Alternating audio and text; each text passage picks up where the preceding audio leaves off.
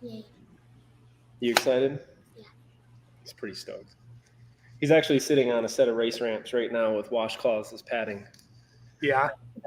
I've got my O'Reilly's 5-gallon bucket. I saw that, man. Not even a cushion on that thing. I know. I was going to grab one, then I forgot. Did you at least? Is it upside down or is it right side up? It's upside down. Okay. So I'm not going to have a nice ring on my butt, after Yeah, I was gonna say. Just put the lid on. Yeah. Cool, man. Well, I've been wanting to catch up for a while. I know I've been crazy busy over here trying to get work done every day with our stuff, and I know you guys are moving along. Hell, I mean, since the last time we talked, you moved into a shop, and you guys have damn near a dozen cars or so that you're trying to get ready for Matt's. Oh man, we're taking 9, just us. Total with you and a couple other people, we're taking 18 cars down. Oh my god! So that's awesome. So walk me through what you guys got lined up right now. Well, the Super Coupe, it's basically finished other than just a few adjustments. That one's going to go.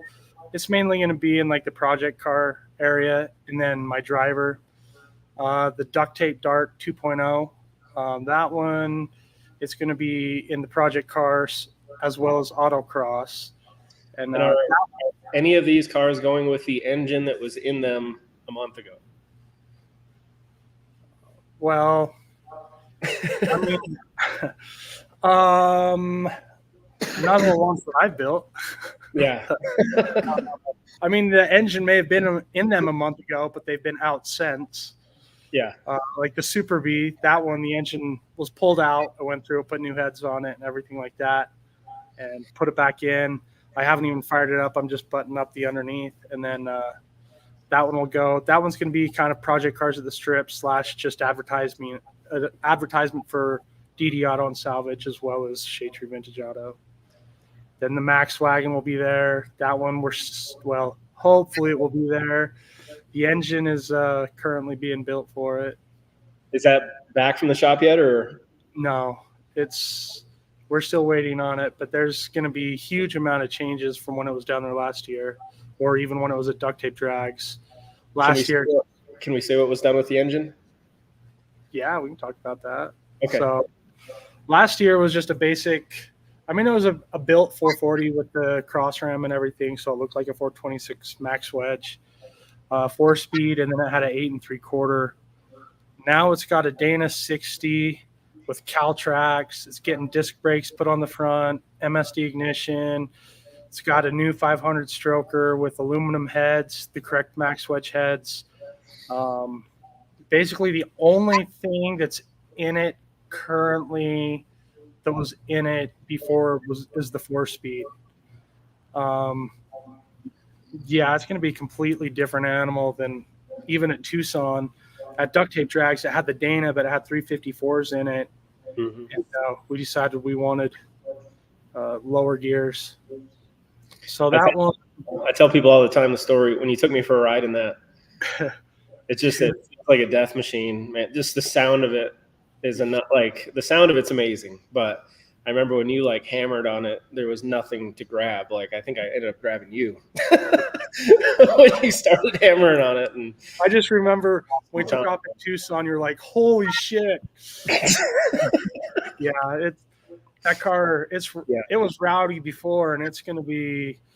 If everything goes as planned, Troy, the guy that's building it down at Hawkers A1, he said it should be 1150s, and he wouldn't be surprised if it lifts the front driver wheel off the ground. So it's going to be a little bit more gnarly than before. You're going to have to cage it before too long. Do what? I said you'll have to cage it before too long, won't you? Yeah, I think once you break into the 10s, you have to put a cage. So we don't want to go any faster. I still want to drive it down Main Street. What's in your mouth? Weirdo. I really like driving it down the road, so I'm hoping it will still be somewhat streetable. But I'll do it anyway. It's an awesome car, man. I love the student driver sticker on the back window too. Right. Yeah, it's pretty cool. Yeah. So what else? Got the Challengers. We got a 72 Challenger Rally. It's a real 344 speed car. It's got a 408 stroker in it now. I think he put 391 gears in it. It's actually sitting right there. We're just buttoning up electrical. It's all just temporary because eventually he's going to put all of his interior back in it. We just ran out of time. That one should be pretty quick. Dean's taking his truck back down with the 446 pack and the 4-speed. He's done some work on that, so it should definitely hook up better. And second gear, it stays in second gear now, so that's good. DJ with his Roadrunner, the 70 Roadrunner in violet car that's paint's all like baked off of it. That one's going. Then we have, for the GM guys, we have the 71 All's W30 442 4-speed 455. That one's got all aluminum heads, everything, QA1 suspension. That one's going to probably be, other than the Max Wagon, that one will probably actually be the quickest car we have down there. Then Dave's 66 Chevelle with the LS in it, the 6-speed. Mm-hmm. What am I missing? I think the one you're missing, I heard that Just Mopar Joe is bringing his Barracuda down. Yeah, No? bring Oh, you might not be able to hear us yet. Oh, can you hear us, man? Hello, come in. Yeah, I can hear you now. There you go. So Good to see you, man. Hey, I appreciate y'all letting me jump on here for a minute. I can't be too long, but No worries. dude, I'm excited to hear about both your projects, and I wish I told Tall John if he can hook my car to the back of his giant tour bus, we can make a big entrance down there to Yeah. duct tape. You know, are you going to bring it to duct tape drags? dude, I wish. That's a long haul. That is a super long haul for me. Probably 16 hours or something. But someday, that's in my. It's not much less than that for us, actually. What was it last year, Dave? It took. Well, with the 12 bathroom breaks and the 3 ice cream pull-offs and all that, it was probably 17 hours. Yeah. Yeah. Wow. Man. No, I'm just kidding. No, it wasn't too bad of a drive. It's pretty I much. think it was still at least 14 hours, though. I think it was. Yeah. Wow. Dude, that's. All. I commend you both. And then coming back, man, I decided to take like the fastest route mile-wise back, and it did not go through Vegas and back up. I went like up and over the mountains. Brutal, man. Ooh. It was so crappy. Oh yeah, yeah. It was pouring rain. We ended up running into snow, I think, on the way back, and it's crazy because we were in 90 degrees in Tucson. So Wow. It was so hot down there. I think it actually still hit 100 at least once. oh yeah, miserable. No, go ahead. This year, we're going to park the trailers on the opposite side of where we were because I've heard that wind always blows that same direction. Uh-huh. So this way, we'll have the trailers as a block. Wow. Dude, I think we hit like 60 degrees here today, and we're dipping back to 35 at night, and we'll get a couple 70-degree days, but I don't know. Y'all got the weather, man. It's so crazy. Last week, 60 degrees here last week, and I woke up this morning and there's 6 inches of snow outside. Dude. So, and we're supposed to be driving this much all year, Yeah. We got that much yesterday in about 3 hours. Wow. Did that storm hit you yesterday, Dave, with the wind and everything? Gosh, that was, dude, the sky here was brown and lightning and thunder and wind. It was, and snow. It was crazy. Yep. Yep. That wasn't it. Yeah, it started hailing here first. Yeah. So, and we're trying to set timing on this thing with the door open because otherwise we ran the car long enough in here yesterday and we're tweaking the air fuel mixture a whole bunch, and we ended up setting the carbon monoxide alarms off in the house. That's with both the doors open too. We had to air it out a little bit. Yeah. Man. So, but man, so for those of you guys that don't know, Just Mopar Joe helped me out so much with Dude, like that much. It's dude, no. Even the other night, I called him like an emergency call, like, "Hey, we got an issue. I got a no spark issue," and just off the top of your head, nailed it. And dude, the car runs great. It runs really, really good. it sounds great, man. It really does. Yeah, and that was, I think the video that I sent you guys was like the first start, like when we first had it going, and then my buddy Brooke came over, and we reset all the valves, and man, it sounds sweet. It sounds very, very good. Awesome. So it is pretty much ready. I think T-Bone and I need to bleed the brakes, but that's it, man. It's ready to drive. So can't wait. We're gonna get it out this week. We got to get it aligned, but man, I'm so excited. Yeah, dude. Go ahead. I would say I was gonna say Jeremy probably has my more exciting B body, that 70 Super B, dude. Yeah, it's the best B body that was ever made, but 100% agree. A lot of people will fight you to the death for that. It, you know, everybody loves their Chargers, but man, that Super B's slick. Mm-hmm. Yeah, it's going to be really cool. I mean, it's already really cool, but I put the 383 back in it just temporarily to go play with it for a bit this year. But Paul Rossi wants to build an engine for it really bad. Oh, wow. So I can't really turn that down, you know. And so nice. It'll be fun. Yeah. Mm-hmm. Are you ever going to go to a tunnel ram like you know, on the green machine there? Mm-hmm. Not on that car. Right. Dude, I wouldn't want to murder a hood for that, but right. It's those awesome. Old hoods I'm sure I'll put tunnel ram on something. The Duster that I'm going to be building it's going to be a 346 pack all built. So I'm still going to be under the hood, but it is going to be multi-carb. I've got an 18 spline A-body 4-speed for it. Or 10 gears for an 8 3/4. However, I just borrowed them for the Super B. So, because that's going to get a Dana. Nice. Mm-hmm. Yeah, Tall John keeps saying he's going to let me borrow a 410 chunk for a project I'm working on, but he didn't drop them off yet. I don't know if I got to go pick them up or what. Rude. Yeah. That's a dude I can look up to. Hey, man. You know. Yep.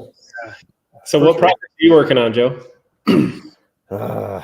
Man, I've been porting a set of Smog 360 heads this week for a Little Red Express engine, and I got my dyno 440 ready. I just put the Dominator together for it. I did a video on that today, and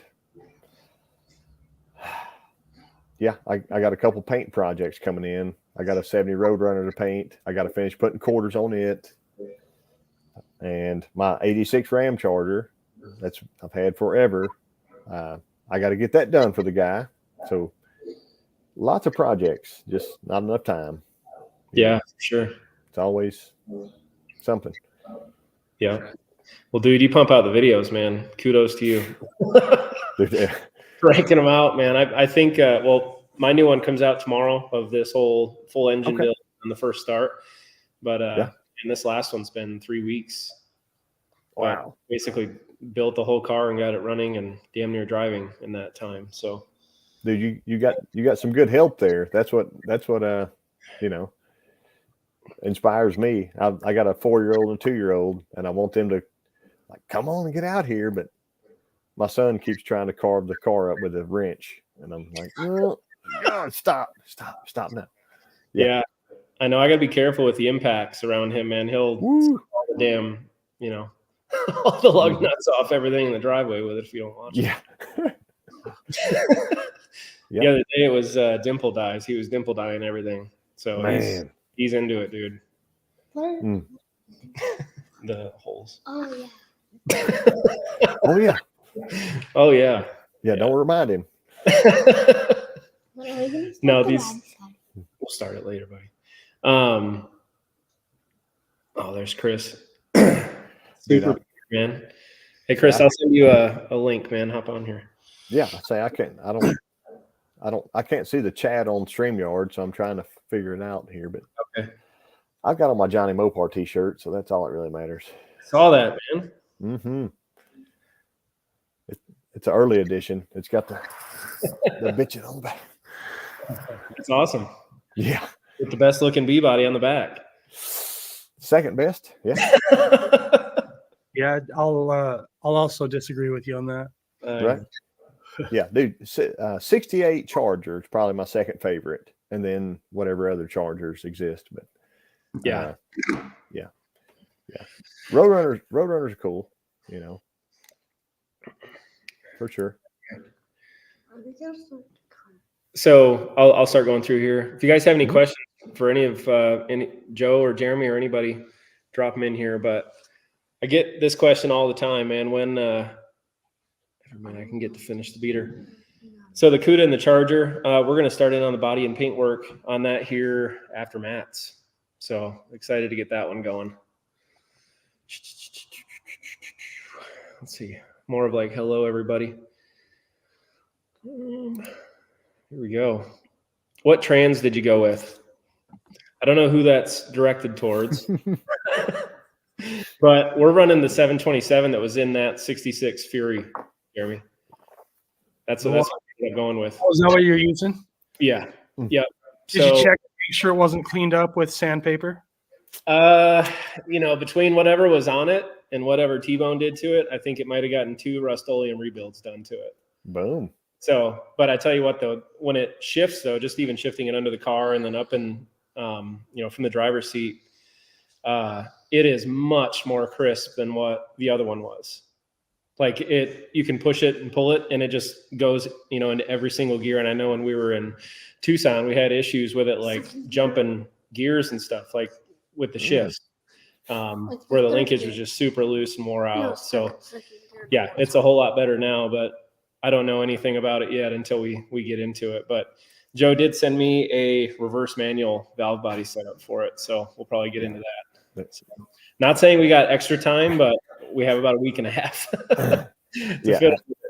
I didn't know any of that that you just said there when I sent you that valve body. So it makes me feel bad that, God, if it doesn't shift now, it's not my valve body. It's not me, man. All right. Maybe we'll just bring it as a spare just in case. No, just stick it in. It's going to hammer those gears. Yeah. Whatever's left of them. Yeah, exactly. Mm-hmm. What wing car do you have?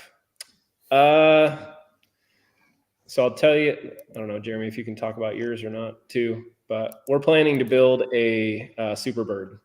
That's the plan. Man. So maybe, no, not yet. But, oh man, just the Superbird. But no, it's a 70 Sport Satellite that I got from a buddy of mine that's in really, really good shape. So doesn't need a ton for metal work. So it should be pretty standard stuff, but can't wait to get that one going. You're doing kind of the similar build as we're doing as far as drivetrain, right? Man, dude, I don't know. I've got this 500 stroker here in the box, and I've got a friend of mine that offered to do a build for me. So we'll see. So you might go old school with yours? I might. And it's right now it's stripped out, man. It's probably do some sort of a, NASCAR tribute type thing. I just want it to be fun, fast, and just have a good time with it. Right. Probably keep more than 1 or 2 seats in it though. Yeah. Possible. So we can cruise it around town and stuff. So Johnny Mopar likes your shirt, Joe. Excellent.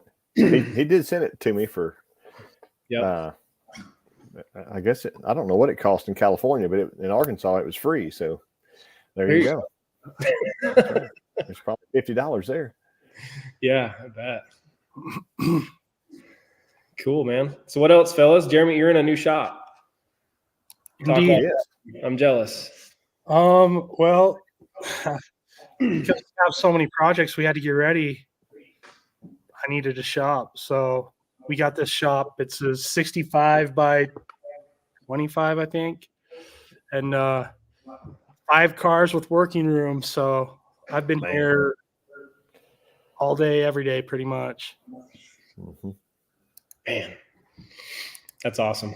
Yeah, I love that space, man. It's massive. Thanks. Yeah, it's been good so far, and heat.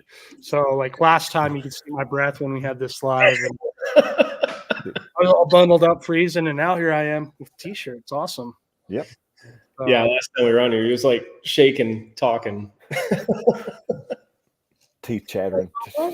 No, Jeremy. I can't wait to see your cars. They're going to be awesome. Yeah. As well as I can't wait to see his 70 Super B that he's building. That thing it looks like crap, but it's going to be awesome. Plus it's a Super B, so the frame rails look killer on it too. Yeah. It's awesome. So I'm hoping that my duct tape dart is some sort of a contender with him down at the autocross. Yep. Mm-hmm. Yeah, I really think Birdsong always throws some little, something in there, and it's a little something extra, and it kind of performs, man. Like I'm just like, get it, He's kind of got it figured out. He's not just a performance, but when we were coming back from duct tape drags, we ended up kind of hooking up a little bit, and I followed him from somewhere in Arizona all the way back to his house, and he was pulling that 71 Charger behind his 69 Charger, and he was getting like 12 miles to the gallon. I wouldn't have believed it. Didn't see it. And he was cruising faster than we were with the Cummins. I mean, we had to 2-place trailer and everything, but going up the hills and everything, he was out pulling us. It was wow. Mm-hmm. So I know. I think it was Thursday or Friday. I think we were leaving the track to go back to the hotel, and we passed him coming in. It's like, that's so badass, dude. Yep. Yeah. Yeah. Oh yeah. So Johnny Mopar sitting in an In-N-Out drive-through getting family dinner. What do you guys have in your neck of the woods, man? We got In-N-Out here, dude, and love it. Love it. Yeah. Nope. Not in Arkansas. No, maybe one. Whataburger or something down there. Yeah, I think there's a Whataburger. They dwindle up from Texas. That's all we can get here. Yeah. Mm-hmm. Cool. See a motor in a car. Yep. Got that in. Hope to have the video out tomorrow. I got a bunch of editing to do tonight still. Mm-hmm.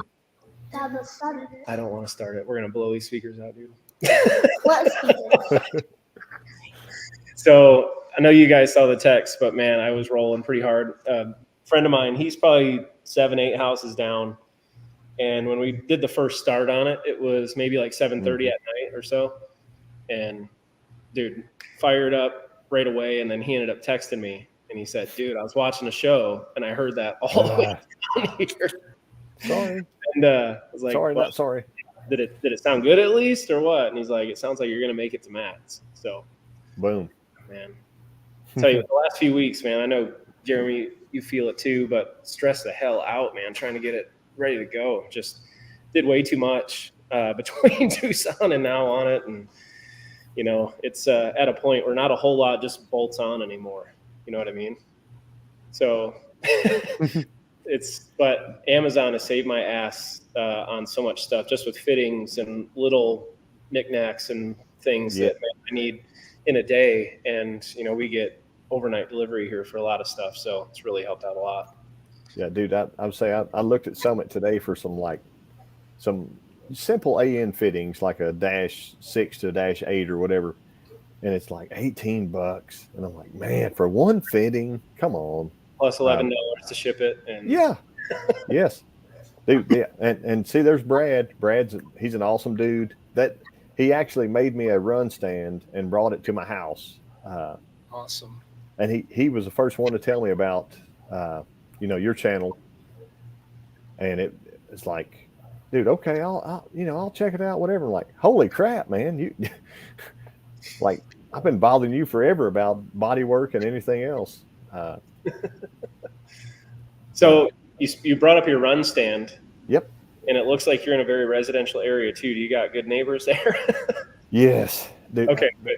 Yeah, so we're in the county, but it's kind of like a little neighborhood who popped up. They let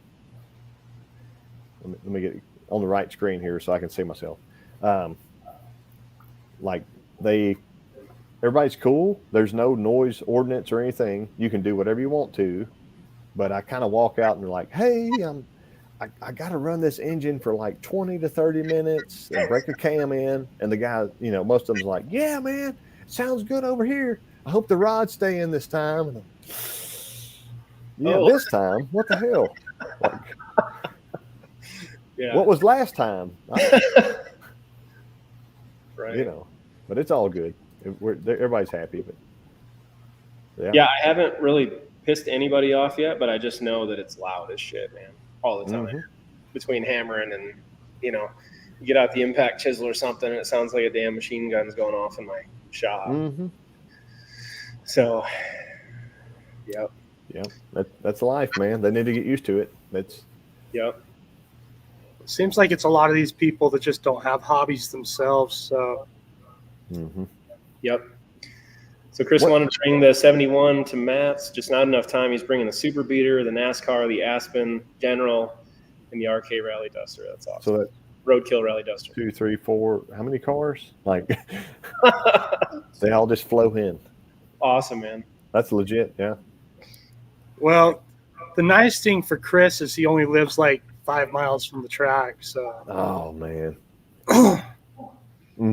I'm jealous of that, except for not in the summer. I'm not jealous of that. Nope.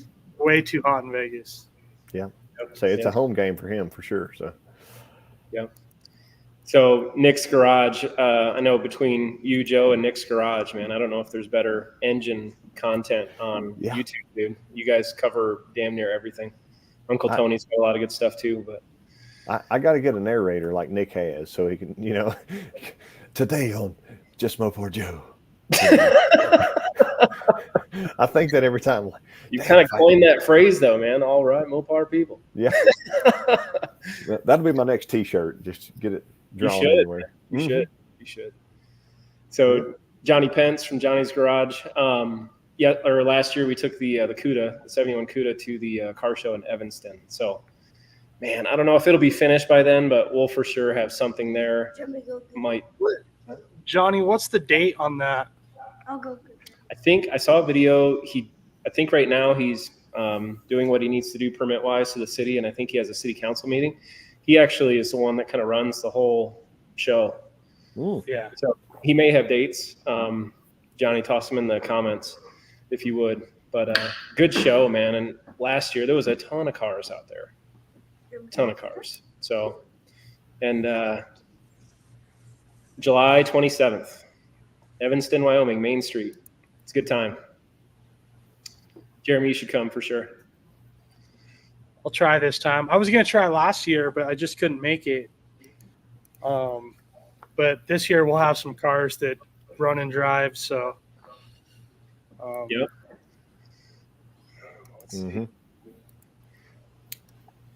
Yeah. So he mentioned that Hellcat there. Yep. I don't know if y'all saw. I had a quick video on. I helped my brother take the blower off his Hellcat, and we took it. Like it took both of us to lift it off and bring it to a UPS to ship it, and we had to ship it to Iowa so he could do fix the bearing and stuff in it. That blower weighs 112 pounds. Like no shit. Holy crap! Like, It blew my mind. I never would have believed that. And we had drained all the water out of it because it has its own, intercooler inside of it. And dude, we were blown away. Holy crap! It took us both to just walk by and lift it like this. And the lady's like, "Yeah, we don't really ever ship anything that much." But we had to get, I don't remember what it was, like $3,000 or $4,000 insurance on it because it's a blower for a Hellcat. So they don't just throw them away. If they kick it off the truck, somebody has to pay for it. Look at there. What's up, brother? What's up, guys? Good to see you, man. Yeah, I lost my. Oh, you were on loudspeaker. Now I can't hear you no more. Can you hear us at all? Dude, I just threw the phone. I can, yeah. Okay. Gotcha. I got to step my hair game up now. Look at that. Look at that. All right. Dude. Well, I had a haircut in last year sometime. Mm-hmm. It was nice in the summertime because I didn't need to wear a beanie or nothing. Right. Yeah. You know, So, dude, you got some serious work going on over there, man. yeah, it's 10 days. What you getting into tonight? Brake lines. Ooh, Man. that's always fun. Yeah. I got to make all the brake lines and plumb the brake bias and all that crap. Yeah. Yeah, it's a heap of crap. Right. Dude, you Literally, have, it has like a 10-point roll cage in it, only to hold the car from just fillet. I don't know how, if you run a 10-second pass, there's going to be pieces of it flying away, I think. But Yeah, we're going to have to play with it a little bit, just try and get all the stuff out of the rails, all the rust and everything. Yeah. It's going to litter the autocross track if we don't try and clean or blow stuff out of the rails. Yeah. Dude, I would recommend put on your safety glasses when you make the first launch if you don't have a full face helmet, because all the rust is going to be falling from the top, just like hitting you in the eyes. The rust would have to come from the bottom up because the roof is fine. Okay. It's just it was a Minnesota car, so everything from here down is missing. Wow. You know, everything from there down is missing from Jeremy's guard after we drove to Tucson too. Yeah. Falling behind him, and those chunks of frame rail and shit falling out the bottom of it. Dude, people give me a lot of crap on this car because it has paint on it, so it looks better than it really does. Yeah. But literally, the paint's the only thing holding it together. Yeah, I love those guys that fight you because, you know, it looks cool or it looks good. And it's like, dude, if you actually looked at the car, it's garbage. We tried selling this car a couple years ago. No one wanted it. No one. Seriously. And then because we got it running and driving, then people wanted it.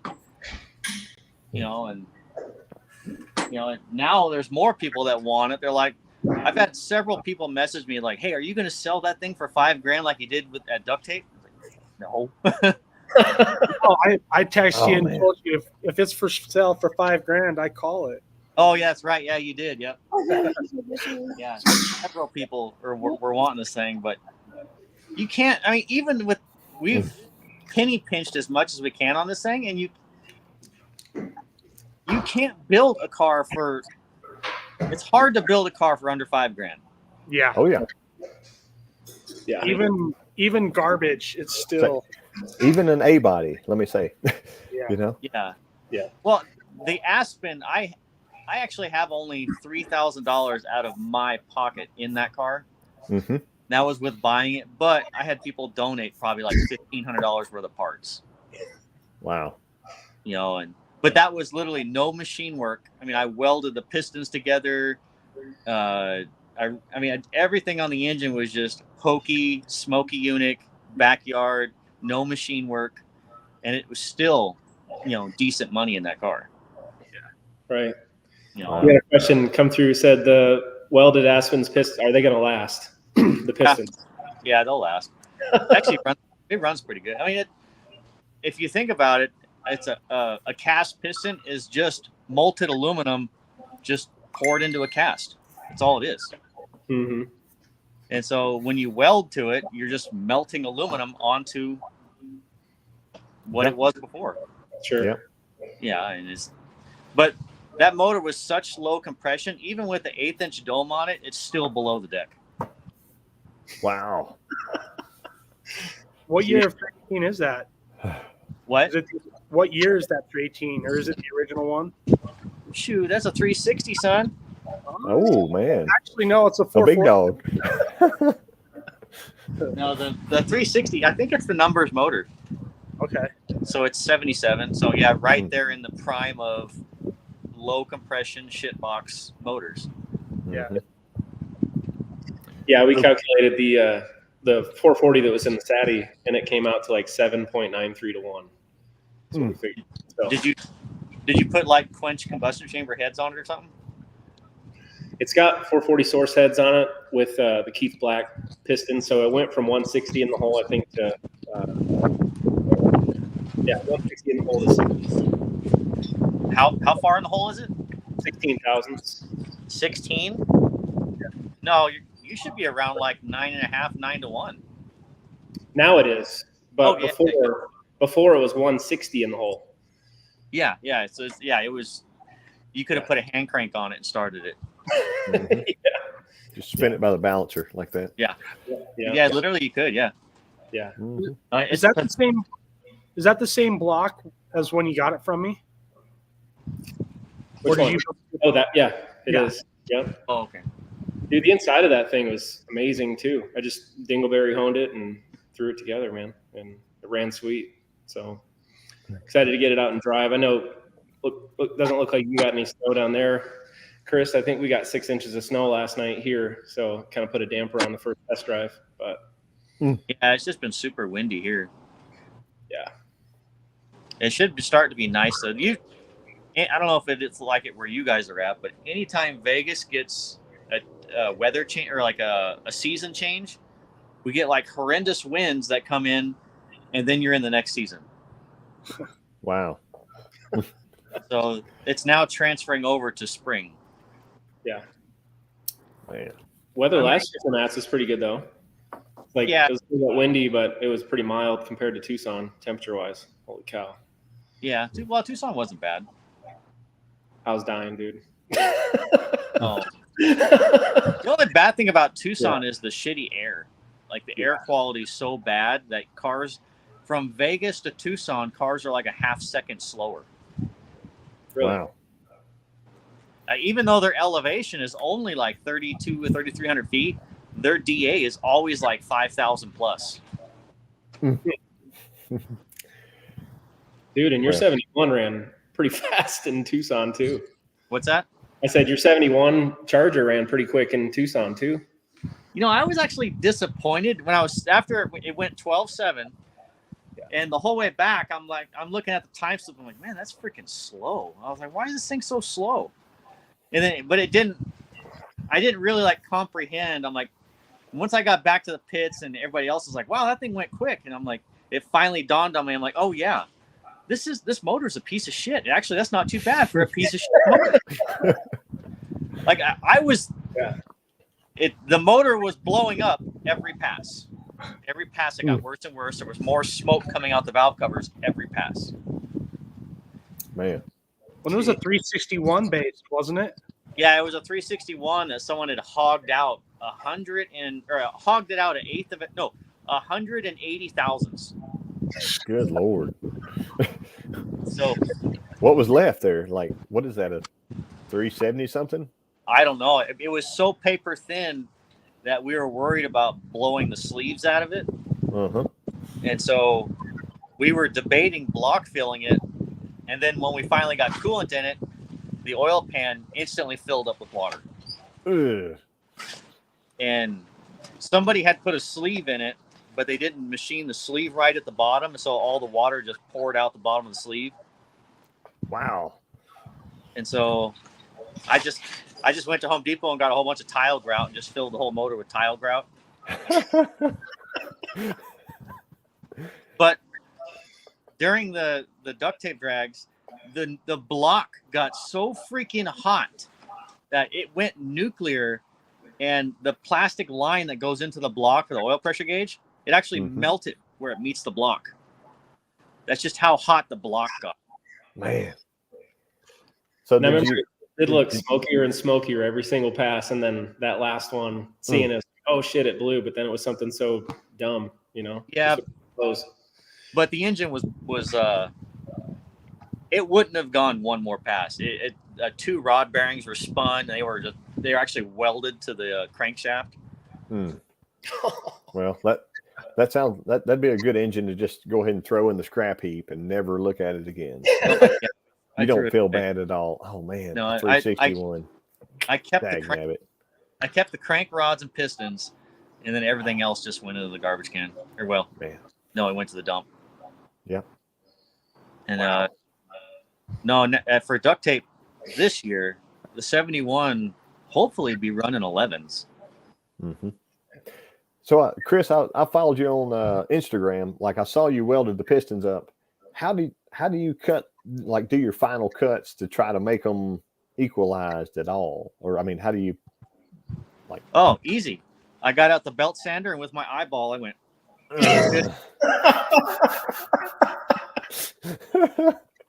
Okay. Oh man. Yep. But yep. I got them all balanced out perfectly. Okay. They're all what I did is I left one piston unwelded. Yep. Or piston and rod unwelded, mm-hmm. and I weighed it. And then after I welded up all the rest of them, I weight matched them all back to the standard piston. Oh wow. And then I welded the last one up. Okay. Yeah. Way too much time involved when I could have just went and bought pistons. Dude, I know, but it was the spirit of the the intent. That's been the hot YouTube term lately. The intent of the build is do it this way.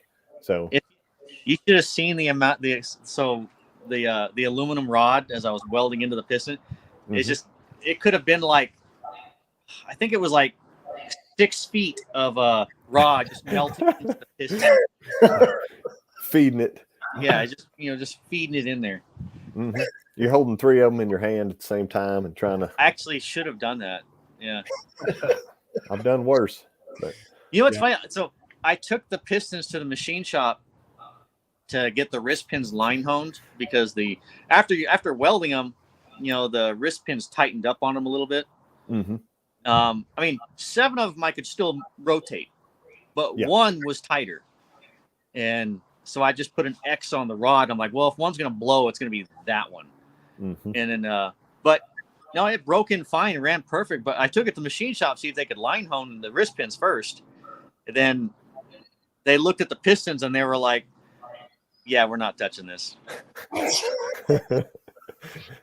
They were like, if you plan on running this motor, just put them in, because if we try and knock the wrist pins out of them, it's like we're probably going to break half of them. Yeah, may God have mercy on your soul. Yeah, and they just they wanted no part of that. But I was expecting like a huge reaction when I showed them the pistons. Uh-huh. And as soon as I showed them the pistons, they were like, what do you want us to do with them? I was like, oh, line hone them. And he had like no reaction to the welding or nothing. And I'm like, oh, did you see I weld them up? He's like, yeah, we've been doing that shit for decades. Really? Yeah. Dude, I was like, oh, okay. Yeah, yours were the first ones I saw, and I thought, dang, he really did that. Okay. Go, man. I've seen old school people that, I mean, I've even seen like nitrous pistons that people have just welded back together when they blew a hole in them. Mm-hmm. Yeah. But I guess it's not real uncommon back in the day. Mm-hmm. I mean, it was, nowadays pistons are so cheap, just buy them. Exactly. Mm-hmm. But pistons were at 30, 40 years ago, pistons were more expensive then than they are now. Yeah. Yep. Somebody said you did it. Scott Kovac said you did it roadkill style. Did you mention that to Freiberger? Like, dude, I welded like an 1/8 of an inch on top of my pistons. Well, I just got back from filming roadkill a week ago, and so it was me, Freiberger, and Dulcich, and working on his Mopar muscle truck, and so I told Freiberger asked me, so did you fire that motor up yet? I was like, yeah. I was like, it runs great. He's like, his words were, let me throw some nitrous to it, see how great it runs. Yeah. Wow. That truck turned out badass too, man. Yeah, the problem with a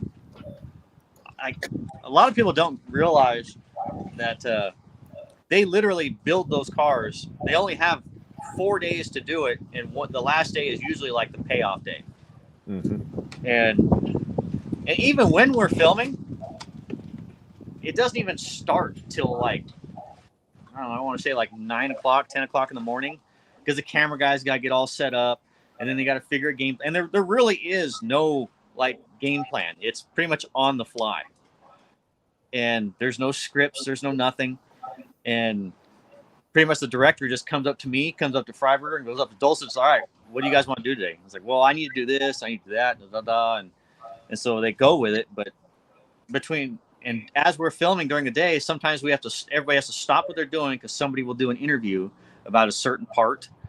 But in like a full day, you're lucky to get 6-7 hours of actual time, and we're talking like almost a 12-hour day. Right. And that's why a lot of the roadkill cars are so cobbled together, is because there literally is no time to build them. Mm-hmm. Yeah.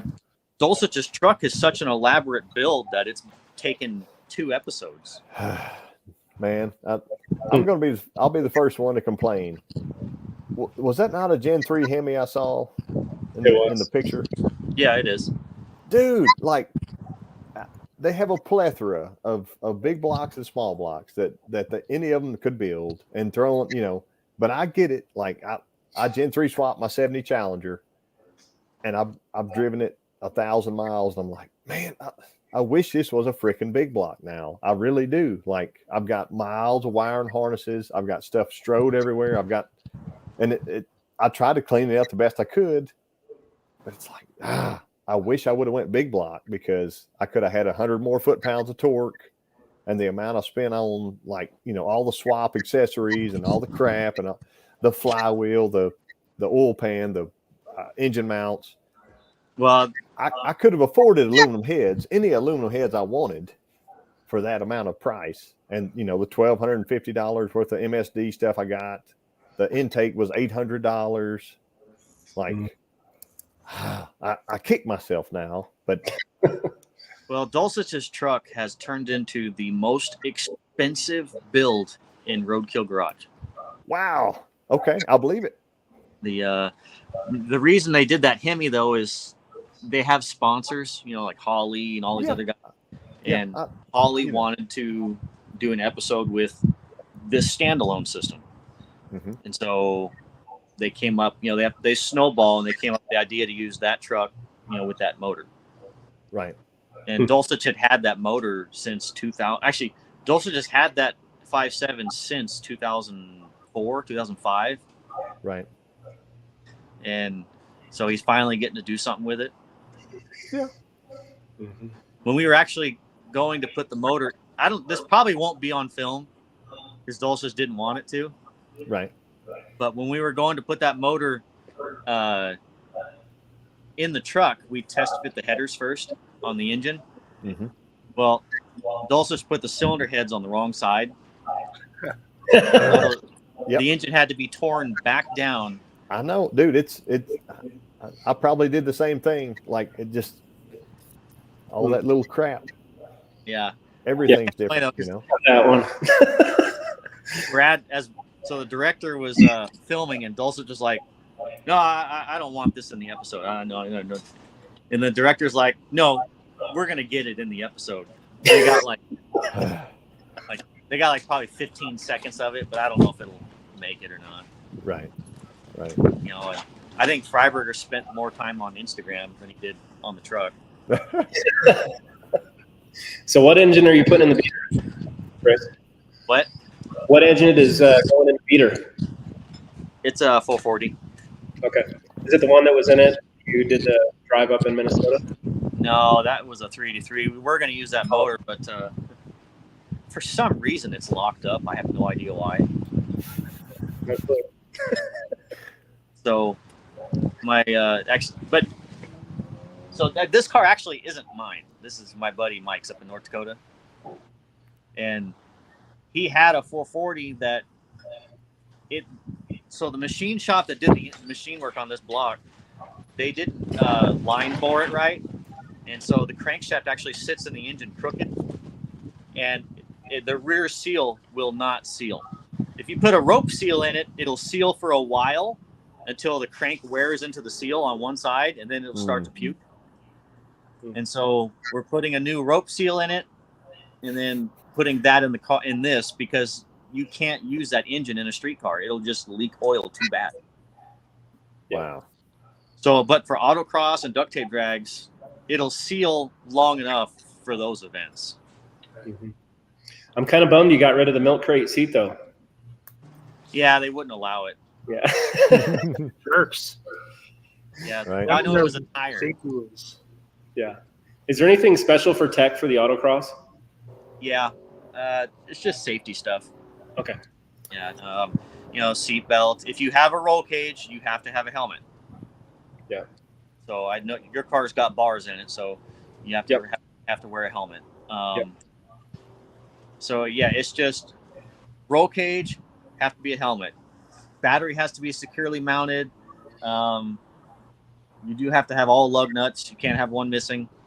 Oh man. And then just kind of like your basic safety stuff.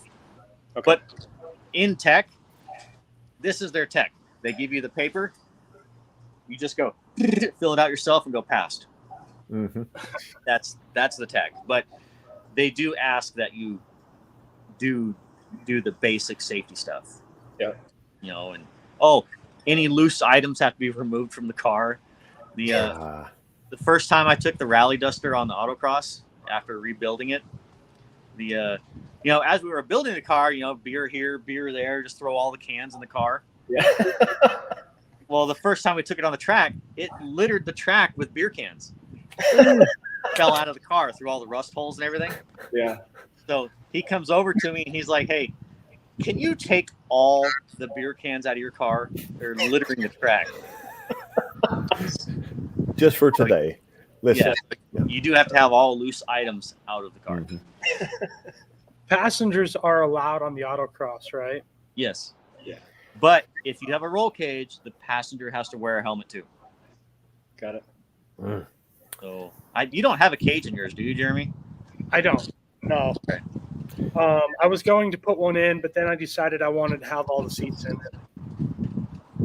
Yeah, then you're fine. Yeah, passenger doesn't have to wear a helmet in your car. Man.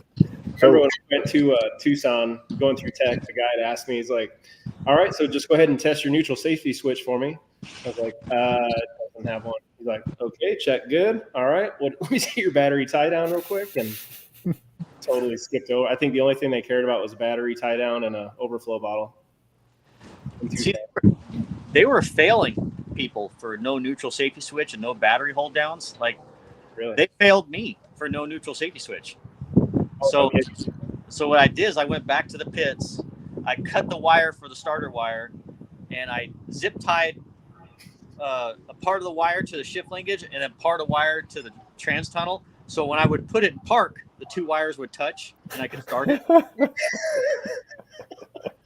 But that's how I passed the neutral safety switch. I had to have it in park to start No it. kidding.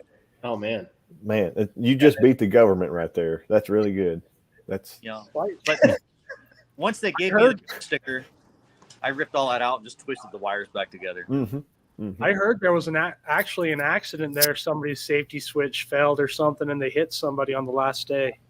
Yeah, so they are really going to fail anybody this year that does not have one, because somebody was revving their motor, or somebody had it in reverse and they fired it up and the car took off in reverse and hit 3 people. Yeah. Ooh. That was like at the very end of the last day too, or something, wasn't it? Yeah. So they are really going to push neutral safety switches this year. Wow. Look with the cat dragging. Look at there. Ah, Well done. Oh, hell, I got to go now. ah. Delete. Don't be scared, Birdie. Don't be scared. It sucks you're not coming, John. Yeah, well, I may have a plan in work, so I'll see what happens. I'll let you know. Yeah. Mm-hmm. I was looking forward to you riding shotgun in the super beater and throwing up. That won't happen. I'll probably go and put the pedal down. Let's see. Yeah. Did you? Hey, as long as the passenger doesn't have to sit on a milk crate, I'll be good. Mm-hmm. No, actually, we've been marketplacing and Amazoning the shit out of this car. And it just so happened to be someone posted a seat out of a race car Ferrari 458. that had been in a wreck and caught fire, so the passenger seat was a little burned up. So, but for $40, the passenger now gets to ride in an authentic race car Ferrari 458 seat. Oh, Man, you can charge for rides now. Yeah. I guess we'll find out if a Ferrari seat will fit a tall guy. Well, you'll be fine because there is no floorboard on the passenger side either, so you'll have to rest your feet on the firewall. Could you put a bar across it? Yeah, So so the mounts that hold the factory seat on the floor pan. Wait, let me get the screen there. There you go. So they're rotted. They're gone. So what I did is I ran tubing from cage to cage, and that's what the seats are mounted to, is the bars that go across the floor pan. Yeah, I've already fallen through the car many times working inside of it. Mm-hmm. On your third tetanus shot. Yeah, no kidding. Yeah. Hey, Chris, a question came in. It says on autocross, do you need the door shell, or can you have the car? Can the car just have a roll cage bar like in your beater? It can just have bars. Okay. Yeah, I mean, technically the bars are safer than the skin. I mean, but if it has bars, I think it has to have a window net. At least that's the rule with duct tape drags. And we're kind of building this to be legal at duct tape drags. So at duct tape drags, if it does have door bars, it has to have a window net. And a lot of guys failed duct tape drags because they either had one or the other. They had no doors, but then they didn't have a window net, or they didn't have a roof, but they didn't have no roll cage. You know, guys were getting pissed off, but they just didn't read the rules. Mm-hmm. You know, they're just looking out for other people's safety. So I wanted to bring up to Chris, the other day you kicked me in the nuts. And it was I'm a drag racer. So I run a spool in most things because we go straight. And you were hating on the green bearings, man. Are you going to run green bearings in your autocross, or you're never putting them in anything else again? No, I mean, I'll put green bearings in if it's something quickie. Right. But actually, no, I take that back. I'll probably never run them. I've burned up several sets of green bearings, and you know, I know several other people that have burned up green bearings. Mm-hmm. Yeah, you're looking at one. Yeah, and if it's drag racing, that's fine because there's not a whole lot of lateral load on the green bearings. Right. You know, but even drag cars have a ton of load on the bearings, just the force that happens to them. And if you saw that video, you saw how little of bearings there were in there and how little a contact patch. Right. You know, and so if you can get away with running the tapered bearings, I would just run them. I know, but I mean, what do you do with a spool? I mean, they're you know, you can't adjust on 8 3/4. Oh, that one side. No room. There's no way to put a spacer in there. I'll defer to Tall John. I don't know. I would ask him that, but we drill the end of the axle, and you put a bolt, just screw a bolt, lock it in, and you set your taper with that. See. I don't know. I may have to put green bearings in the super beater then, because I don't have time for that shit. I won't tell. But yeah, no, I actually had an axle fall out of the car because the bearing failed. Man. Oh shit. But that's that to me that seems like the exception, because you actually put miles on your classic car. Most people that I know is like 100 miles a year, maybe 500 a year is like, oh wow, they really got out there. But that and I tow with them too. Yes. You know, if you're towing with green bearings, it's not if it will fail. It is when it fails. Right. I think 500 miles is a long way for a green bearing, especially if you're driving on the street where you're putting a lateral load on it. There's so little contact patch. It's tiny. It's microscopic. So I'm not a green bearing fan either. My dad tried those back when I was probably 15 years old. We're rolling through the desert and lose a wheel bearing in a Chrysler wagon with a bunch of kids heading on vacation. And we're stuck for 3 days somewhere in Arizona waiting for tow truck and parts and pieces. So. I didn't know Chrysler made, horse-drawn wagons. Hey, I was trying to think of something nice to say, but I can't on that one. Hey, speaking of nice, Joe's got a nice Dominator carburetor he might be able to loan you. He got it for chump change. He could lend it out. Well, I got to let you guys go. My phone's going to die here any second, and I got to get to work. All right, brothers. Thanks for joining, man. Yep. Good to see you. Talk to you soon, Chris. See you later, puppy. See ya. Man, he's got a lot of work on that left. I won't stress out as much on mine, but Man, it's extra crispy every time I see it. Like, oh man, dude, the work he's doing on it's great, man. I know. It's awesome.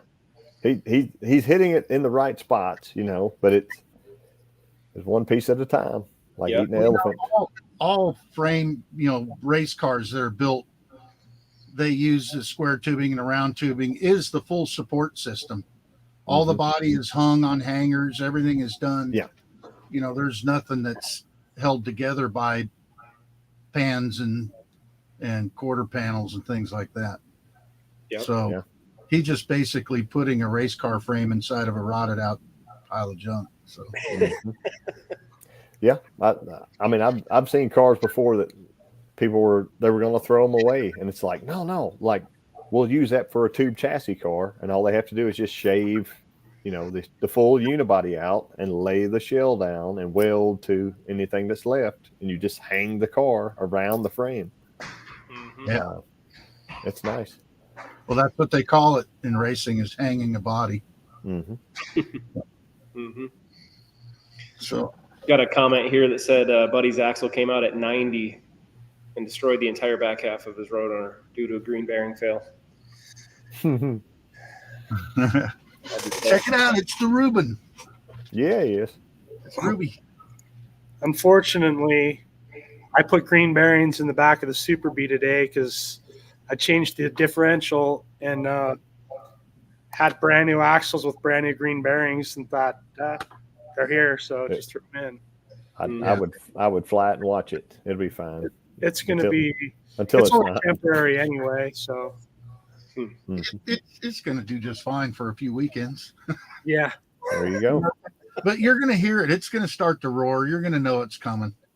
You're going to know it's on its way out. It's going to get eventually as loud as the I'm trying to think of the gosh, I can't think of the name of the car, Dave. The Ratty Satty.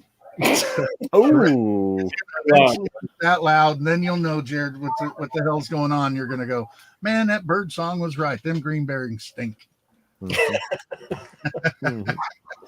What's funny is they make enough room with the tapered bearing to put two rolls, and then one of the things that Chris pointed out on his video is the cage has got the bulb so far apart. And man, that puts a hell of a lot of load on that race, especially the outer race. Well, I guess the inner race too. But anyway, they could tighten up the ball pattern and put two rows of them in there. We use double row bearings all the time on our air conditioning parts and stuff on the bus. And they last a long time. Now they're not doing side to side load. right. So but they last a tremendously much longer time than these green bearings are. I don't know. That we always complain about parts coming from China. I think green bearings were invented there. I know just about everything I've been getting off Amazon is straight from China. Yeah. I swear. Dude. How many times have you gone to eBay and you go to buy something and you're looking at when it's going to get shipped out, and then you realize, oh crap, it's coming right off the boat. Like, Dang it, it's going to be 2 weeks. Yeah. Man, I've lucked out on lead times lately. Having to buy stuff for the car, fittings and whatnot have been, most of it's overnight or 2-day shipping, something like that. Yeah. Amazon's killer. Yeah. That's Yep. what I think on eBay I bought my last like my fitting kit that had the lines with it and everything for $40 or $50. And Mhm. I ended up with 10 extra fittings I didn't need, but now it's like, well, okay, I'll put them in the toolbox. And they're $2 a piece instead of 16 or 18. And they're here. Yep. So is Jared going to donate his fenders so you can build your Superbird, Dave? I actually got a pair of fenders. Oh, okay. That's actually how Jeremy and I met. Yeah, I hauled them up from California for him. Yeah. Man. Yeah, that's a car I'd like to do one day. Birdie's doing a couple of race car versions of it. Yep. I think a Superbird and a Daytona. No, he's doing Daytona. Anyway, watch his videos. But his stuff's going to be extra exciting. He's putting actual NASCAR motors in his stuff. Yeah, it's awesome, man. So, go ahead. I have a couple of the 305 race engines, like the actual real ones. They were actually raced in the Shadow program by Don Nichols. In fact, Jackie Oliver drove the Can-Am cars with these engines. But that would be pretty cool to put one of these in one of those cars. Yeah. Mm-hmm. Yep. You mentioned something earlier. When I got home, I got this turned on and did my dinner and stuff. And Jeremy, you'd said something about Paul Rossi wanting to build you an engine. Yeah. I met Paul when I was still doing go-karts. Yeah. And his son was racing go-karts at the time. And Paul had a shop in, let's see, where was that? Temecula, maybe? Yeah, he's just outside of Temecula. Yeah, so he had a shop out there that he was doing like a go-kart shop. And so I was helping at that time. I was working with doing one of the 400 with the 440 crank thing for a high school project for school. I went to Poway High School, and I told him about it when I met him. And he said, man, we invented, or I don't know if he said we invented it, but I think he said he came up with the idea, and they used to call the engine a short stack. Yeah. And so he had all kinds of parts and pieces. He's like, I'll get you this and this and this. And we'd already had the engine built. And, but anyway, he was fun to talk to about that. You want to talk about information on a Mopar engine. That's a forgotten name that I wish he was still out there, because he is smart. Oh, and his stories. He and I have actually became pretty good friends, and it's fun to listen to his stories. They're just incredible. In fact, Johnny Mopar was with us once. We went out to his place and went and had lunch with him and everything. And I actually have on a flash drive a bunch of video of him telling stories. Oh, heck yeah. One of these days I'll have to do a video. These race engines I was just talking about, the 305s, I actually got them from Paul. And he got them from Don Nichols. But yeah, he's awesome to talk to. So smart when it comes to these cars, and just the stories, because he was factory backed racer. Yeah. Well, he started drag racing with Chrysler, I think 64. And then later on he went and started racing the Eagle Talons and all that, and like holds records going up Pikes Peak. Like he's just the stories are just absolutely incredible. And yeah, I mean, it's awesome having him as a friend and being able to talk to him. And we're actually at Matt's. He's going to, I'm supposed to take him a block down and some other stuff so he can start building this engine. But he really, really wants to come to Duct Tape Drags and just hang out. Oh, man, that'd be great.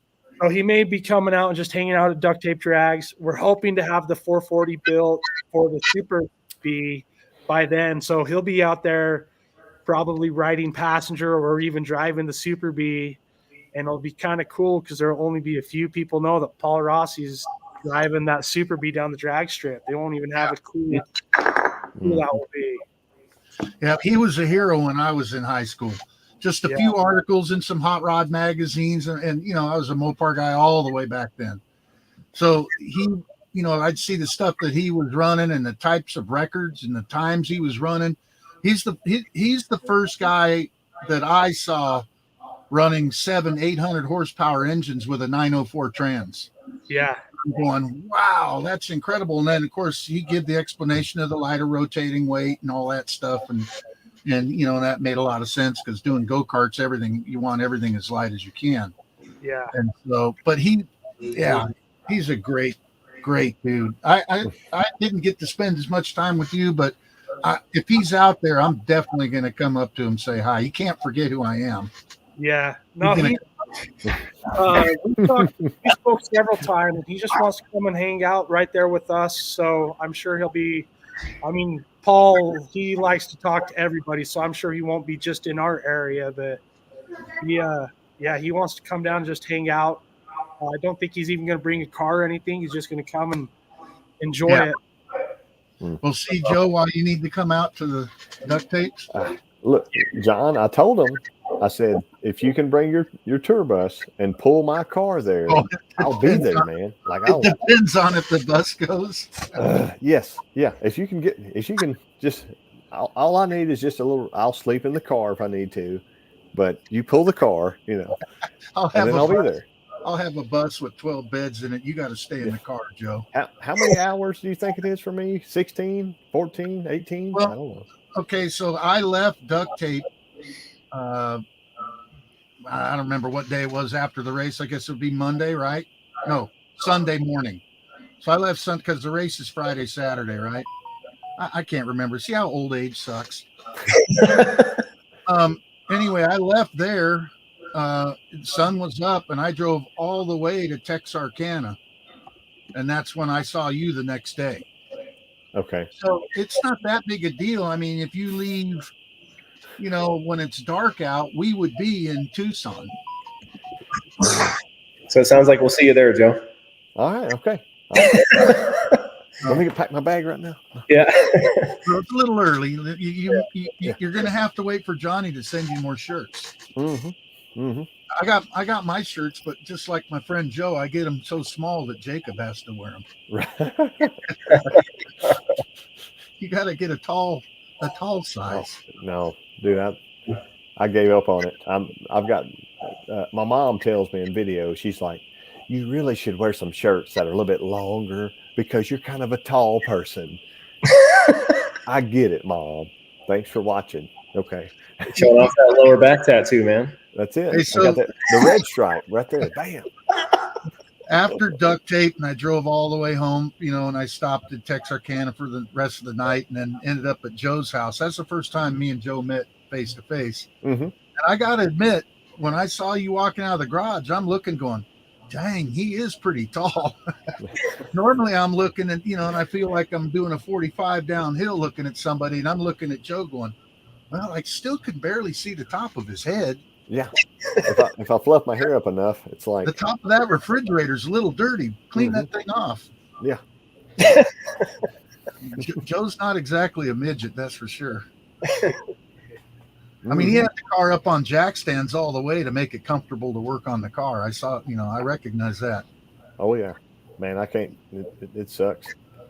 Now, Jeremy, you're tall too. You're what, 6'6", something like that? 6'6". Yeah, dude. Yeah. So, now, Dave. Now we didn't get to meet. I saw you out there, and I saw you guys working on the carburetor in the car and all that, and we didn't really meet out there, but I saw you. You were a little bit on the midgety side, Dave. I'm 6 foot, man. Jeez. Oh, 6 foot. Okay. I think he's thinking of your boy. I think he saw T-Bone and thought he was you. Yeah. Damn, he sure shaved clean. Yeah. Does it, that leave Ruben to be the midget in the bunch there? Is that he's 5'8" or 9"? I don't know. I think Johnny's like 5'4" or something like that, isn't he? Yeah. Didn't get to see Johnny for a while. He was hiding from the wind behind the motorhome for most of the time. Oh man. Tall John patted him on top of the head. Come on, friend. I did one of those Benny Hill things. There's Ruben. There he is. Yeah. So Jeremy, I did some work with the manifold the other day, Oh yeah. Wanted some carburetors on there, and I started working with the linkage. So I'm going to have something going. I don't think I'll have it going. I want to do a full video on the thing, but I want to kind of have it really ready to go. And then I might do 1 or 2 parts depending on how long it falls in. But that's when I want to get you involved and say where it came from, because I want your background, the story, where it come from on there. The story of signatures, where it supposedly came from. Right. Well, that's the thing, is we don't know for sure, but it makes sense because dyno mule manifolds a lot of times were tested. They were steel because they didn't put them on the race car because they were heavy. Yeah. And so, there's a couple other things I found out recently too. These guys that are making these plastic intake manifolds, like what you're seeing on LS and the Hemi and stuff like that, the sound waves that we use for the length of the manifold to make pressure going into the cylinder, the sound waves are absorbed by the plastic, and the steel and the aluminum don't do that. So you actually make more power out of the metal manifold. Huh. And so I didn't realize that, but that manifold, there's obviously a lot more work that could be done to it to make horsepower out of it, but it's an interesting piece, because if you look at the early Ram Chargers with the car that they did, that 48 Plymouth, whatever it was, the High and Mighty. Yeah. I mean, you want to talk about crude, look at that intake manifold, the rubber pieces, so they could raise it up for, pull more bottom end out of it or lower it for top, depending if they're in the mountains or at the ocean. And they could play with all that by just slipping that plenum up higher up in the air. Right. Mm-hmm. And talk about crude, right? And so I look at that manifold that I got from you, and I'm like, that's just the perfect crude right there. Mm-hmm. It's funny is I want my car shiny, but I don't care if the paint job's bad on the engine. Forget that. The hood's closed most of the time anyway. So yeah. Were you able to keep all the signatures? I left all the signatures. I talked to a guy about actually painting it, but I haven't had it painted yet because I want Birdsong to sign it. Oh. Because it was his time that I thought Birdsong did sign it. No, he didn't. I talked to him about it at the track, and he said, yeah, I will take care of it. Well, then, as usual, you get talking and yakking and whatever happens. And I had left the manifold over, I think, on Johnny's trailer. So then he went and put it over in the back of my truck. And then, of course, because I know I'd talked to Birdsong a couple times about it, and just was never able to meet up with him to get it. Yeah. So I'll probably bring it back with me and have him sign it. Yeah. This is that tunnel ram you want? What's that? Yeah. That tunnel ram you want, right? Yeah. Okay. Yeah. Yeah. I'm putting, what? I think Dave signed it as well. Yeah. Dave's on there. I got to see that when you came to my house. I was like, what is that? Yeah. Like, dude. I was using it to make sure the trailer was nose heavy enough. Yep. Right. Yeah. And then we put an engine on the trailer, so I got to put it back in the back of the truck. A monstrosity, for sure. Definitely not an LA casting. A good old big one. But anyway, I'm gonna have him put his signature on it, and then I'm gonna have a guy paint it for me. Awesome. And he's gonna cloud it in around the names, and he's gonna do he wants to do it for free. And I'm like, just as long as those signatures are still there, I don't want them going away. Yeah. That was a cool deal. That was a special occasion, I thought. So Awesome. Anyway, that's going to be fun. So what I want to do is I'm going to use it with the Straight Axle Mafia. Yeah. But that ain't happening for a while. The financials ain't there yet and all that. But I do want to still try to bring it out to duct tape and use it there. Yeah. So I don't know how it's all going to work out yet. So you'll hook that trailer behind my trailer whenever you're pulling mine to duct tape. Boom. Well, there's a chance that I might be getting a ramp truck. It'll fit 2 cars. Hey. And then I'm putting a camper behind that. Okay. So if it all works out, I'll tell you, if I get this ramp truck, I'm not sure I'm going to let your wife say no. I'm not going to be Little Spoon. Okay.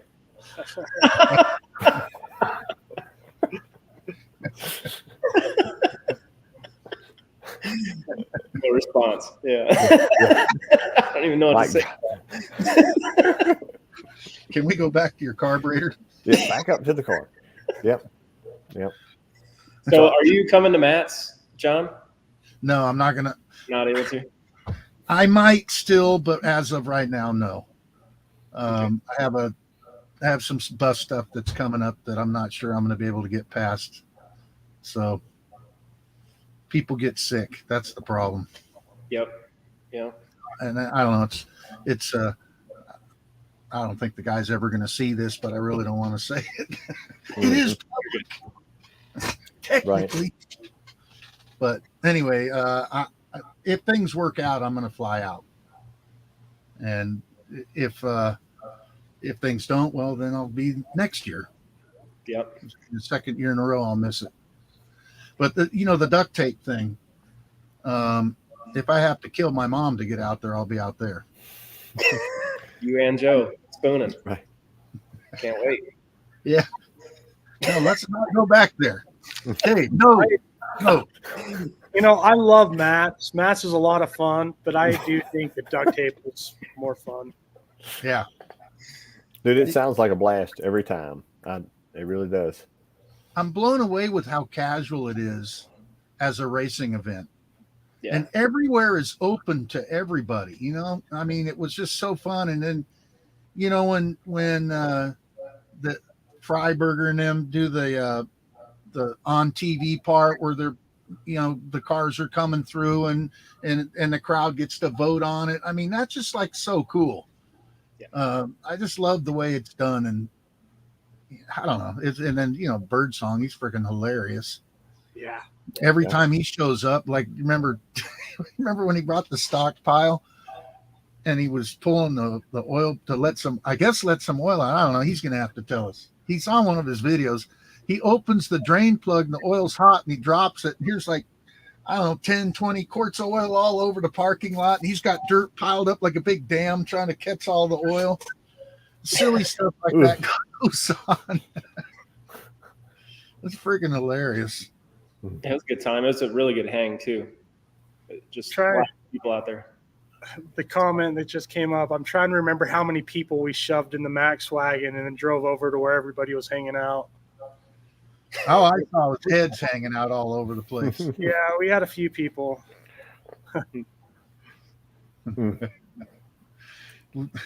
We did that with Johnny's car the year before when he brought the Belvedere. A bunch of us piled in there and we drove around and kind of toured the thing. It wasn't like that. It wasn't like the wagon, though. I mean, there was 16 families, 2 brothers and 9, I don't know. It was crazy. You just needed the president and a nun to get all types of people in there. Mm-hmm. That was a lot. Those 2 back windows had eyes sticking out of it. Yeah, it was cool. It's so fun. And just the tech thing is hilarious. What's that kid's name that had the Cornet? He got killed on the no neutral safety switch thing. Yeah. And man, everybody was all fired up about trying to get that. And I'm like, man, this is easy work. I can't remember how they figured it out, but anyway, it was. Dude, that was crazy. They totally just let me go through. You completely ignored it when I said that. Right. I think early, because we were pretty early going through it seems like they were pretty loose on everything, but then all of a sudden they tightened up like hardcore. Yeah. I don't think the guy that had the Holy Goat, the GTO with all the holes in it. Yeah, he didn't make it. He could not pass. Oh man, yeah. He was upset about it too. He was complaining. Yeah, because he drove all the way out there for it. Yeah. Dalton from what's his name? Pole Barn. Pole Barn, yeah. Pole Barn, yeah. Yeah, he's a No Name Nationals guy, and he rolling out there. Who's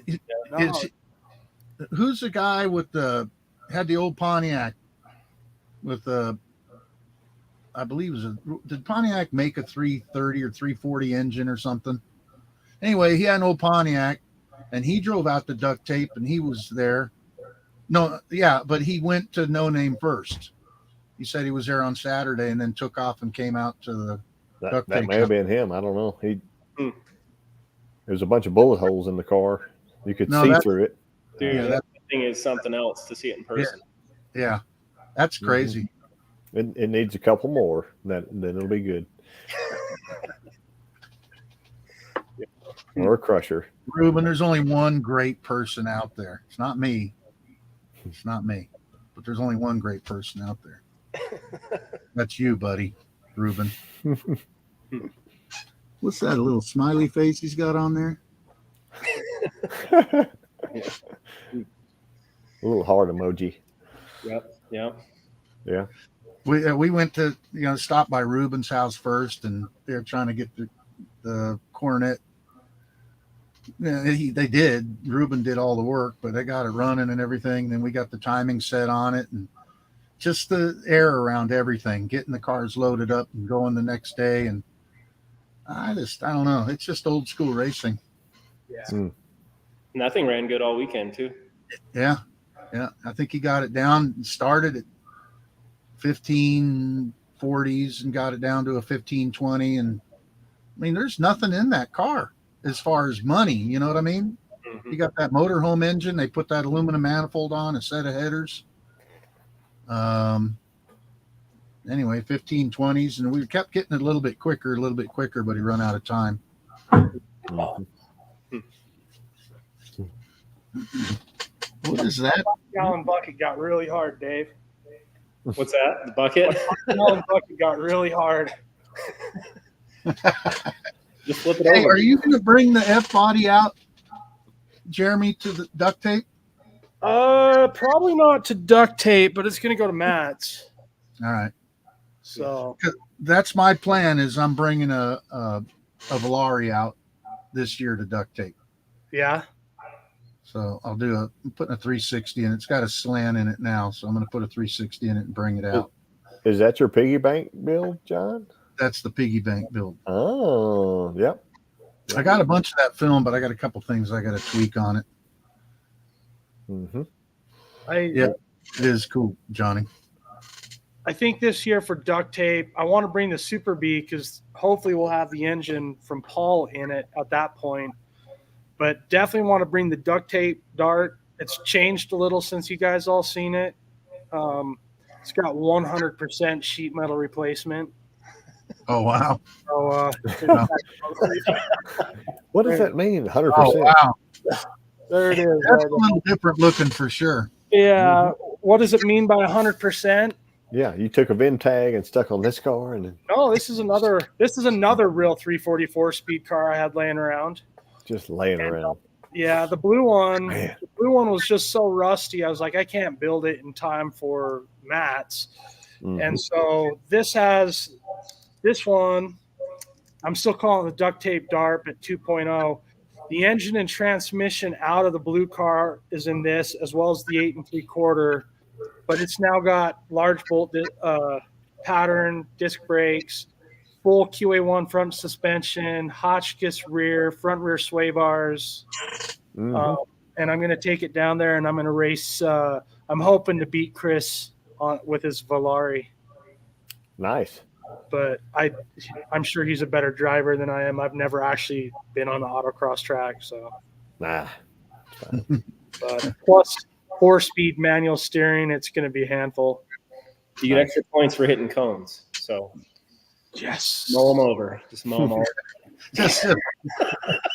I'll just drive straight through. Dave, don't get one. I just kicked your butt. I'll make my own path. Yeah.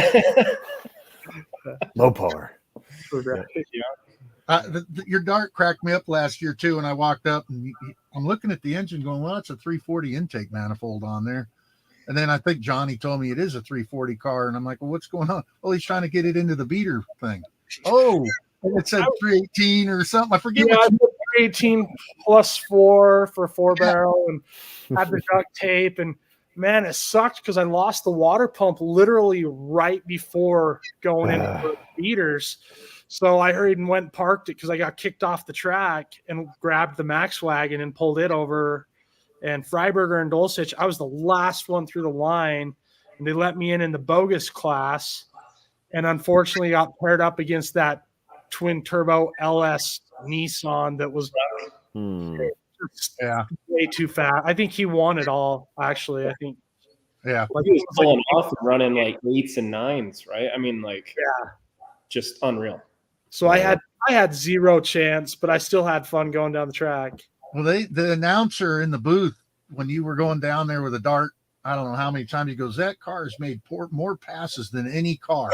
And he was going past that. He goes, so I don't remember who it was. I think it was the announcer said he's got a trunk load full of time slips. Yeah. Well, so the first night, they opened the bonfire and Freiburg, everybody's over there. So the track was empty. And I'm just like, well, that's right. I want to keep going. And so I did 7 passes in less than an hour. And in fact, I had time slips in that car that was, I want to say they were less than 4 minutes apart. I was just blowing back around, not even giving the car a rest. It was funny is you probably could have backed up to the bonfire and we could have taken the time slips out and kept it burning better. I want to say that weekend, I think that car did like 25 passes. Yeah. Jeez. Man. You and Dave, man. Derby Dave was, every time he looked, he was in the staging lanes of the wagon. Mm-hmm. Every time. Well, it was fun, like, because your boys got to ride in it. Yeah. I'm afraid that's going to be in the rule book this year. No kids in the cars, but they kicked us off, or they asked me like right at in fact, it was the last run of the dart when I got kicked off the track. He came up and says, "Hey, I was told to ask you not to bring kids on the track anymore." And I just asked him, I'm like, "Well, what changed?" I'm not mad. I'm just curious what changed. He says, "The owner of the track found out." So dude, at the burnout box, they told, because it was my son Landon, they had him get out in the at the box. He was like, "Get out of here." And so thankfully he ran right over back to our site. But that was because he was in the back seat. They kicked him, said nobody in the back seat. But yeah. And we told him to lay down until they were halfway down. They were so excited, man. They're really pumped up about riding with people too in autocross. Mm-hmm. So they're stoked. So yeah, it's gonna be fun for them kids. That's the thing that's kind of a bummer, and I get it. We're in a sue happy world. Everybody trying to get something for nothing, right? So they're going to sue, and they've got to be careful with that. But how do you get kids interested but put them in that seat and let them stick in that thing and go? And they're hooked once they feel that thing. Mm-hmm. So I don't know. We got a little cabin that we hang out in that's over just across the line in Illinois, and we got side-by-sides out there, gravel roads, and so Jacob gets to go out there on his own and pound the throttle down and feel the thing take off. So he's hooked, but not everybody has that chance. Right. I don't know. I mean, duct tape's kind of a podunk kind of a deal, you would kind of hope, but I get it. It's like you said, Jeremy, I'm not mad. I just wonder why, Yeah. Mm-hmm. Mm-hmm. I know the boys were scared of the wagon until they got to ride it, and then they just wanted to ride all weekend. So yeah. Well, I think it was I'm pretty sure it was Tanner was riding with me in the duct tape dart, and right at the very top end of the track, my door came open and it scared him pretty good. I'm like, it's all right. We're slow down. I'll get it, And you filmed that, didn't you? Wasn't that in your video? That wasn't. No. Unfortunately. He reminds me of that quite a bit. I remember the kids in the car when you filmed it, though, weren't they? Oh, yeah. There was plenty of video of both of them in the car. In fact, I even let them stand on the roof and use it as a watchtower. And that car, I mean, like I said, I'm sad that I couldn't really save that car very easy. But this one replaces it, and it's going to be the same thing. It's all ratty, and I'm not afraid to hurt it, know. Mm-hmm. And just we always kind of forget that car when it came out was just nothing but a grocery getting passenger car with a fun engine and a powertrain in it. Yeah. So it was out on them snowy roads getting eat the pieces. Well, the crazy thing is also because I've got some hate on Facebook because I cut the wheel wells out so I could put big tires and everything. And a lot of these people in the 340 swinger group are all pissed off that I ruined this car. I had this car for sale and nobody wanted to pay anything for it. And when I realized how rusty the Blue Dart was, I'm like, man, it would cost me way more money to even try to repair that than what anybody's offering me for this rock solid car. And so we stripped the rusty car and built this one. Yeah. So, yeah. Like Dave said, when we were hauling the blue car down there on the trailer, I hit a bump and there was chunks of the frame rail that came out and literally sprayed his windshield. Yep. And then every time I hit a bump, I think I was spraying Cameron and Kevin with gas out of my gas tank. Yeah, right. Oh, I forgot you told us about that. Oh man, yeah. Yeah. Which, by the way, I pulled. So this has got the new tank on it. It's got an electric fuel pump on it. And so I pulled the old tank out, pulled the sending unit out of it, and the entire sock portion was completely cut off. And somebody had welded something crazy on the bottom of that. So I'm pretty sure we identified probably the main culprit of my fuel delivery issues. And it was sucking a lot of air too. But real quick, another thing while I'm thinking about it. So where the Max Wagon is getting a new engine, the engine that was in the Max Wagon is now going in Kevin's Valiant. So we'll see that down the and, Kevin's done a ton of work on his Valiant. And now with the 440 out of the Max Wagon, with the tunnel ram and everything, I'm really interested to see what that car does. Yeah. Nice. Oh, yeah. I mean, that thing is classic, that car. That's a super cool car. Yeah. Well, all right, fellas. Well, I see Joe yawning.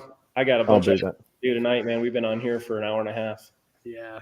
Don't blame it on me, man. It's all Joe's hanging in. But America's time zone. It's good to see all three of you folks. Yeah. We need to do this more often, and we'll definitely do it. We should probably do it maybe right before Matt's too. Probably right before and right after. Yeah. Let's see if I can make it out there. Well, hopefully you can. So. Yeah. All right, fellas. Well, take care. Thank you guys for joining, and appreciate all the comments and feedback. All right. Too, so. Y'all have a good night. Yeah. Likewise. See ya. Okay. Good to see you.